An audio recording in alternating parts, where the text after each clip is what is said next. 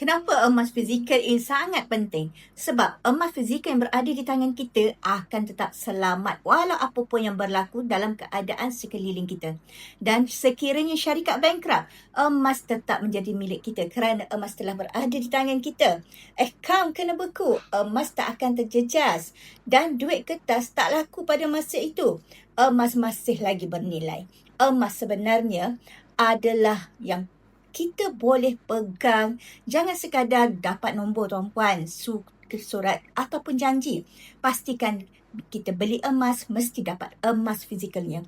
Ramai yang telah rugi sebab beli emas tetapi tidak nampak emas. Kita perlu back to basics. Mulakan simpanan emas fizikal serendah RM100 sahaja melalui kaedah patuh syariah iaitu akaun emas gap. Nak mula menabur emas di Public Gold? Jom saya bantu anda. Saya adalah dealer aktif Public Gold di bawah rangkaian G100, di bawah mentorship Tuan Muhammad Zulkifli bin Syafiee, merupakan penulis bukuan emas bertahan ketika gawat dan juga penulis buku Misi Bebas Hutang. Tuan-puan boleh hubungi saya untuk saya bantu sebaiknya.